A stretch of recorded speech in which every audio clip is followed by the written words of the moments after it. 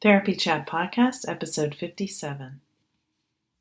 This is the Therapy Chat Podcast. The information shared in this podcast is not a substitute for seeking help from a licensed mental health professional. And now, here's Laura Reagan, LCSWC, with today's episode.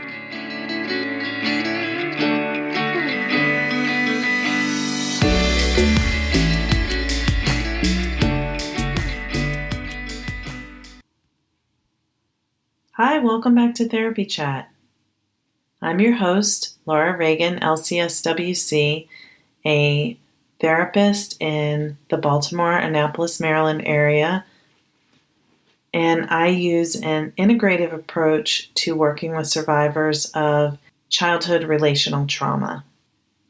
If you've been listening to Therapy Chat lately, you know I've been talking about using equine-assisted psychotherapy and education methods to get in touch with our emotional experiences.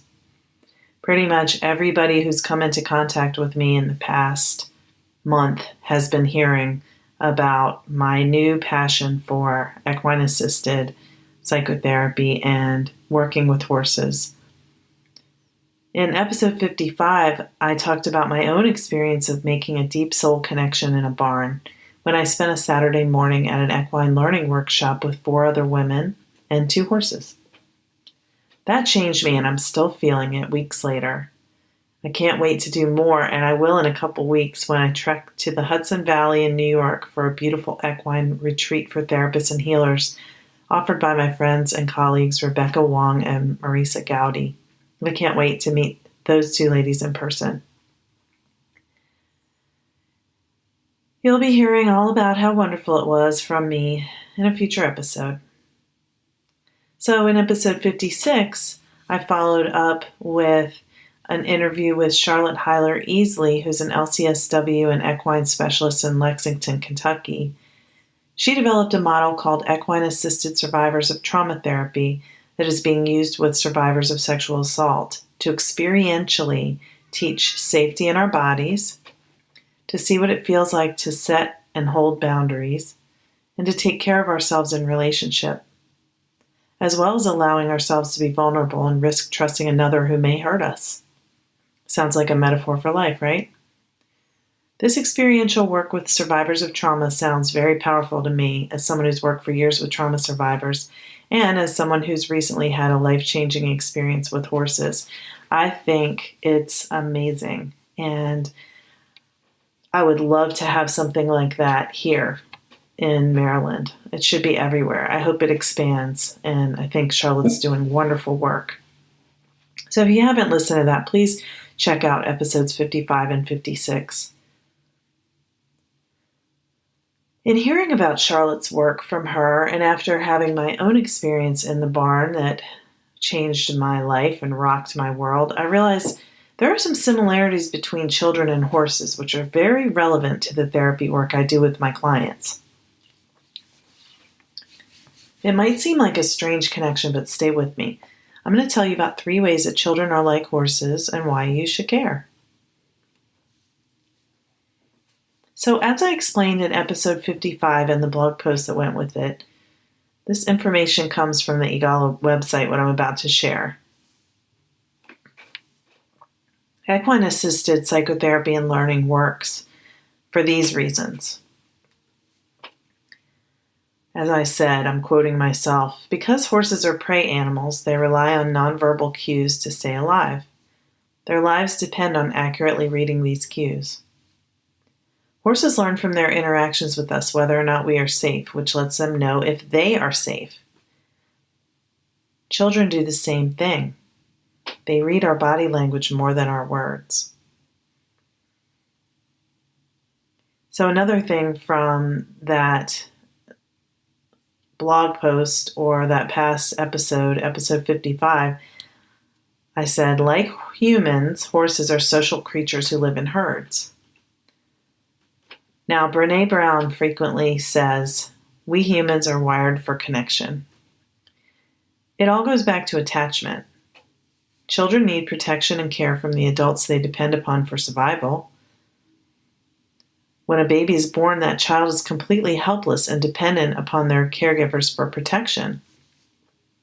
Safety to a newborn baby means being given food, sheltered from the elements, and being held and soothed.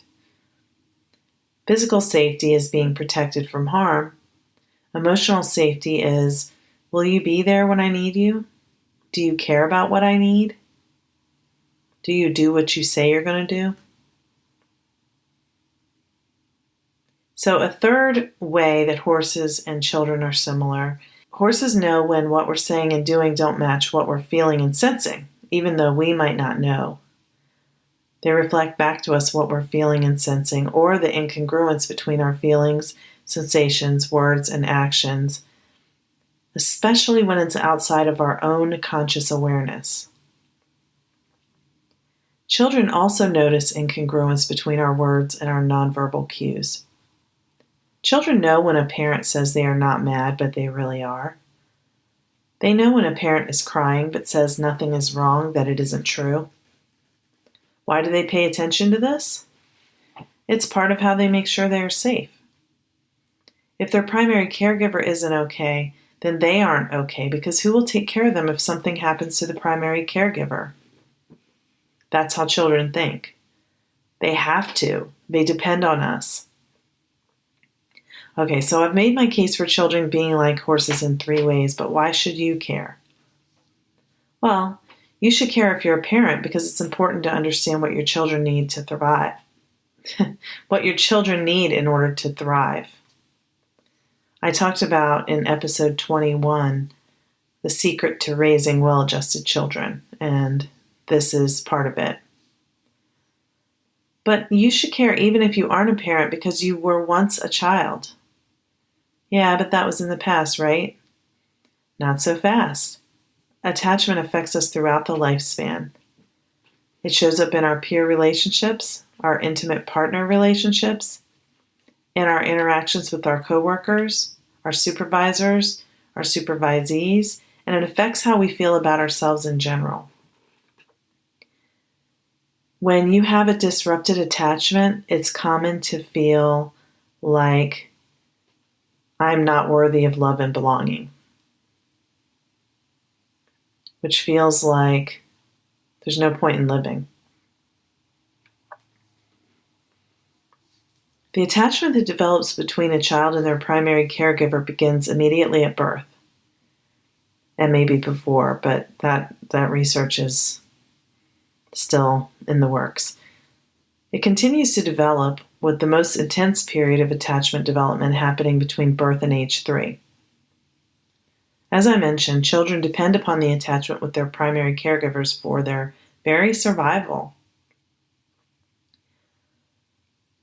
Babies whose attachment needs aren't met in extreme cases can die from failure to thrive. They just don't develop.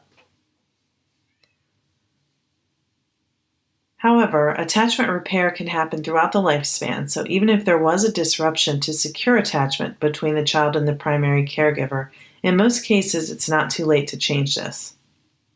Like, ever.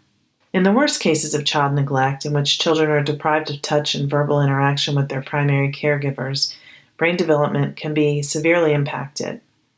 Studies have found a connection between severe child neglect and reduced brain size and changes to structures of the brain using brain scans for side-by-side comparison between a child who had a healthy attachment or a child whose needs were being met and a child who was experiencing severe neglect. You can learn more about this at Dr. Bruce Perry's Child Trauma Academy, which is found at childtrauma.org. In episode 46 of Therapy Chat, I talked with Julie Hanks about how assertiveness is influenced by attachment. So I think that is one episode that's very interesting. And personally, I think all of this talk about attachment is fascinating. So in future episodes, you're going to hear a lot more about attachment and trauma. Trauma is one of my very favorite topics, as anybody who really ever comes into contact with me knows, because I talk about it all the time. But our next episode will kick off the series on attachment and trauma with an interview with Amy Segeno, LCSW. Amy's in private practice out in Texas, where she specializes in helping people who've experienced childhood trauma. And she talks about adoption and attachment in our upcoming episode. And later in this series, you'll hear from Stuart Fensterheim, LCSW, in Scottsdale, Arizona, who talks about how attachment affects a couple's relationship in adulthood. Rebecca Wong, LCSWR, from New Paltz, New York, who is a relationship therapist, talks about the importance of play in couples therapy. Brittany Wagner, LPC, from Texas, talks about using emotionally focused therapy in couples counseling. Katie May, NCC, from Philadelphia area, talks about how connection can build in groups and how that can be a profoundly different psychotherapy experience for people. David Emerson of the Trauma Center at JRI in Massachusetts is going to talk about trauma-sensitive yoga for healing trauma. And then David Shanahoff-Khalsa of the UCSD Center for Integrative Medicine talks about Kundalini Yoga for healing trauma and other mental health issues, which is so interesting. He's got all this research on this. Robert Cox, PLPC, who is the host of Mindful Recovery podcast and a therapist out in Missouri, is going to talk about how trauma relates to substance abuse. And I have many other people that we're going to hear from. I'm really excited to share this, and I hope you'll enjoy this series on a subject that I personally find endlessly fascinating. Because the more I learn, the more I realize the way we show up in our lives is all about our attachment. I'm turning 45 years old in about a month, and I'm still figuring it out too. I'm learning about attachment for my clients and for myself.